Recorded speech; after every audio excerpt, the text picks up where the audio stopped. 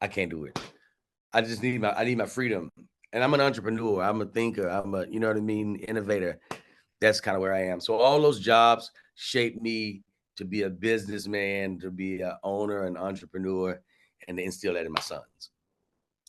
That's amazing that you talked about that story. Because like I said, it's in the book.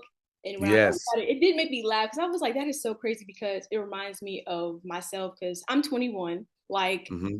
I knew it was like to work in a restaurant, and I was like, Yes. it's not good. It's not They good. don't treat you. They treat you like a slave if you work in the back of the restaurant. Yeah. If you work in the kitchen, if you got on a white apron, they don't even want you on the floor. No. But get your ass in the You don't back want nobody with to the see rest you of the get back slaves. Get there, back take some there. orders. I worked at Red Lobster one time. I remember I was a dishwasher at Red Lobster, Hmm. and I just wanted to see what was going on the floor. You know what I mean? I'm always back here. Let me see what they doing up there. Man, I remember and they would make us take our break. We would have to go like outside for our break, like slaves. And one day I said, man, I want to go see what's going on that floor. Let me see what they doing out there. And you hear the hustle and the bustle from the kitchen. And as you walk into the kitchen, that hustle and bustle drains.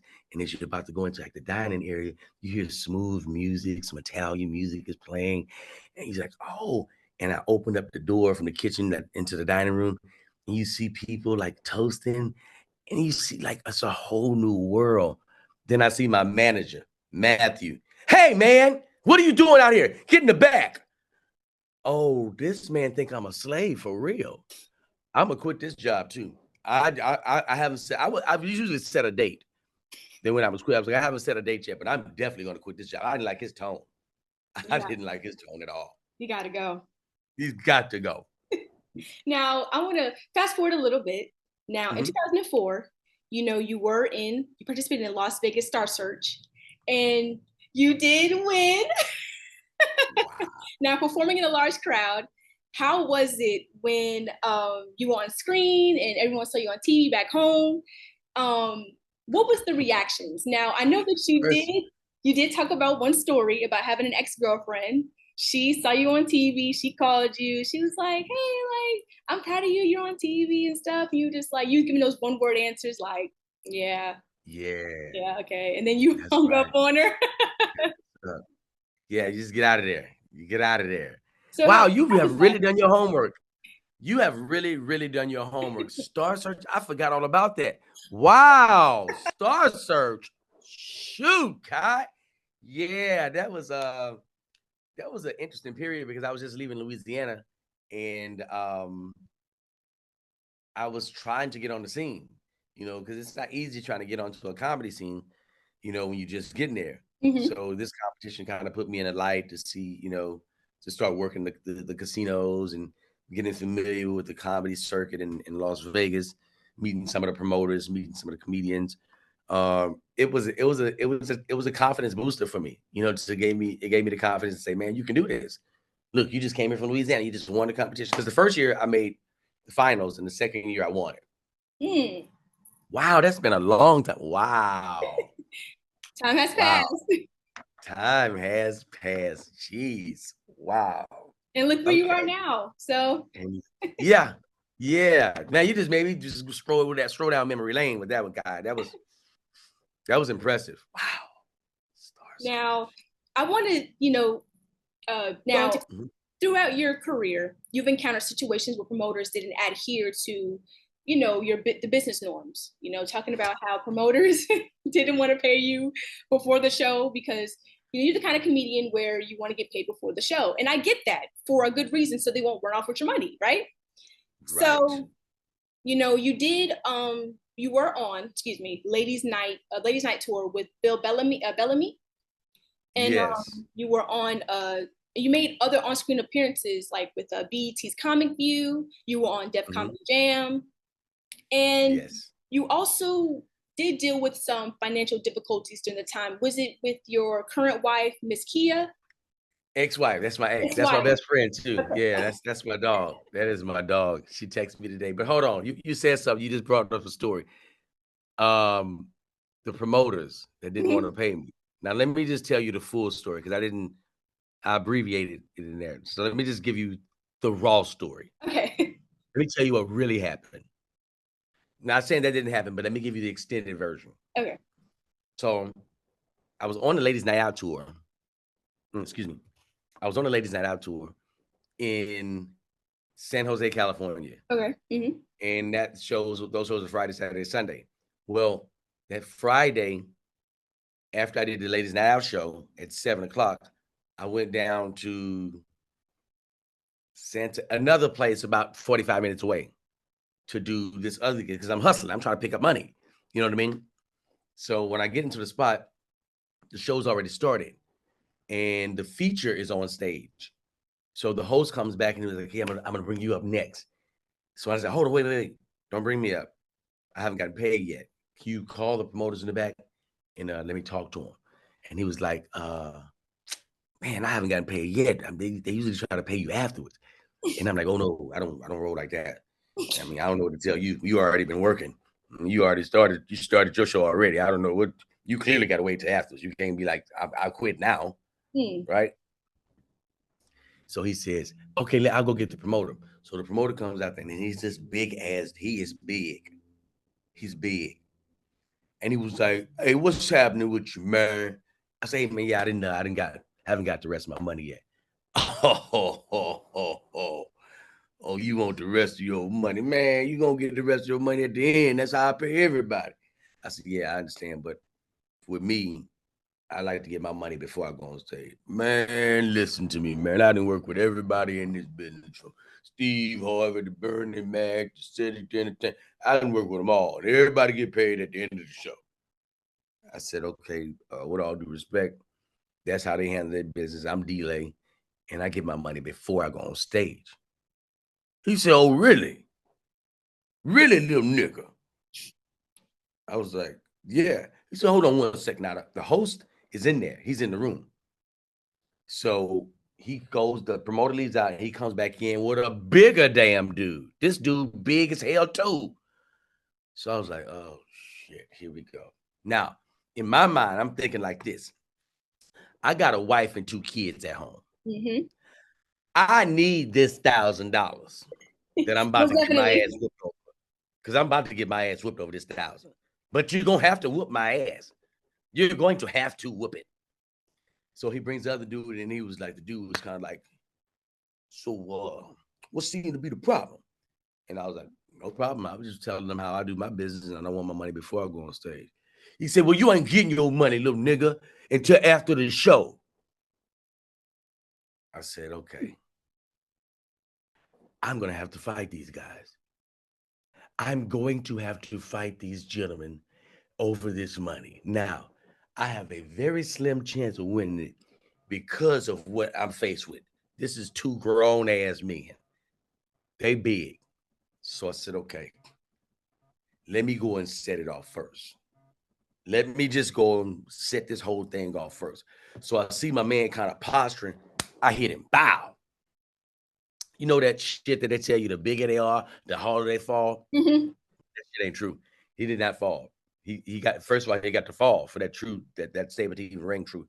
When I hit him, it's like it made him mad. This man grabbed me, and we were like in a little small, like a little green room. It wasn't a whole bunch of space in there, but he grabbed me and he slung me into the wall. When he slung me into the wall, this motherfucker knocked me out. I'm out, and I'm glad I'm out. I'm glad. I don't want to be awake for this ass whooping. Knock me out. Yes, let me be out. When I'm out, I feel a smack. I guess I don't know if he hit me or punched me or smacked me, but when he hit me, bow, he woke me back up. Now I'm awake. So now he's standing over me, and the only thing I could think of was my grandmother's voice. The only thing in that one little moment that I could think of is my grandmother's voice, and she always taught us, if something ain't going right, especially in the fight, bite his ass. Bite his ass. You bite him. And this what he did. He grabbed me by the face. He grabbed me because he's trying to talk to me. He said, "You nigga, I try to tell you." And that finger came right over there, and I heard my grandmother's voice again. Bite his ass. Bite his ass. And I bit the shit out of his finger. And he's like, ah, ah, ah. And let me tell you something about a bite. whether it's a human bite, dog bite, lion bite, a bite makes you change your mind about everything you thought about doing. I'm biting him like this. I'm like, oh, I'm like, get away and go get the money. Go get my money. And I held on to this motherfucking fingers until he brought me my $1,000. Wow. That's the complete story. That's what really happened in that green room Wow. at that night. But I got my money. But he knocked my ass out. He definitely knocked my ass out. But I bit him. You And did a say biter is always the winner. you did say you were like, I'm not gonna leave this club without my money. So I'm not, man. You're gonna give me this money. If I gotta bite you, I'm going to bite you. Don't leave no limbs open with me. This ain't no sanctioned fight. I can do anything I want. I can bite the shit out of you if I want to. I'm trying to bite everything that I can bite. Y'all too big to be fighting me anyway. I ought to press charges on y'all. that's true. That's true. That's true. Mm-hmm. Now, with you having other opportunities, you were on Kevin Hart's Laugh Out Loud, and you were on doing the comedy thing with Kev on Stage called Keep Your Distance. Oh yeah, keep your distance. Yeah. I'm gonna give it to you, Kai. Let me just go and give you. Well, I don't like to give flowers. I gave you flowers earlier. I like to give black beans because black beans don't die. Let me give you your black beans right now. It's very important to come into an interview totally prepared because with me, I never want to know the questions. Mm-hmm. I don't want to know the questions because I want to see if the interviewer is going to be able to keep up with what I'm doing. Mm-hmm. So for you to do your research, it says a lot about you, says a lot about your preparedness and your seriousness about your career. So hats off to you. I'm giving you your black beans. Thank you. I really appreciate it, Mr. D-Lai. I try the best I can with trying to, keep up and make sure that I know because I'm not too big into social media, but I do lurk. Yes. Yes. Lurk. And then of course you were on the show Dirty Cops LA. Let me tell you something. Uh-huh. Listen to me. For anybody that's watching this interview, for everybody that watches this interview, this is a true testament of you wanting to get something done and just doing it yourself. The guy that shot that, the guy that created that, his name is Joey. Goes by Joey, the director. Joey is such an extreme talent. And he was one of these guys, like he didn't wait on Hollywood. He was in LA and he didn't wait on anybody to come and say, hey, listen, I got this great idea. This man shot Dirty Cops LA. He shot it in probably maybe 30 days. Mm. He shot it in 30 days. He didn't have any damn permits. He didn't have no license to shoot half the shit he shot, but he just shot it. He was resilient. He put his mind to it. He says, I have an idea. I have a vision. I'm about to execute this. So for any people that's younger or older that's thinking about doing something, you've already thought about it. Now let's put some action behind it and execute it. So Dirty Cops LA was an amazing thing. Like this guy, Joey's amazing. And it spun it off into a TV series. It was a movie, and now it's a TV series, Mm-hmm. and now it's a web series. I mean, it's just a testament on if you just take the first step for whatever reason, I believe that Allah just makes things perfect for you. Most definitely. Now, Yes. as you look towards the future, Mr. D-Lai, you found your niche in the social media game or the social media realm. You host a successful weekly podcast, and you aspire to embark on an international world tour. Now, Yes. Additionally, you want to establish a nonprofit organization called Champ, and you really want to support children who grew up in the same situation or similar like to what you grew up in, and Yes. you want to create an athletic department, mentorship programs, just for the children, and highlight yourself giving back to the community, which is always Mm-hmm. great, Yeah. and reflecting on your beautiful career journey filled with trials and triumphs. How do you envision in balancing these aspirations while continuing to inspire others through your comedy and community efforts? Kai, that was an amazing question you just asked. And it's crazy that you would say that because since writing the book, I have actually formed my 501c3. Yes, it's officially named Our Champ. Champ is an Wow. acronym. Yes, CHAMP is an acronym for Children Having Avenues to Maximize Potential. Yes. So Our Champ, is official. It's a 501c3, and I'm in the process of, well, I've got an executive board now. I'm in the process of getting different buildings, different places to bring in these different kids that's been living in impoverished neighborhoods, and their parents were slain. This is specifically for kids of slain parents, Mhm. and that feel like they're alone. This is going to be a place sort of like the Boys and Girls Club that Mhm. they can come and they'll be able to have mentorships. They'll be able to have um, um, athletic opportunities. They get a chance to meet different celebrities, because I think little things like this is what kids need to see to make them envision a world beyond what they're living in. To see, because I didn't get a chance to see celebrities, I didn't get a chance to see just major athletes coming up. So, imagine having that, at your disposal. It makes things limitless for a kid, and your mind expounds into doing whatever. It's impossible to think, that you can't get something done. So I just want to be an impact on generations forever and ever. I don't when I leave this earth, generations and generations after, people will be talking about the things that I've accomplished. And that's how I feel. Like I just want to keep accomplishing things. That's my goal. And that's amazing because, we always need people in this world to do good, Hmm. And I think also people feel like, oh, celebrities, they don't do much for the community. You don't know what people do. I feel like once you Right. talk about status and, the celebrity status, these are real people.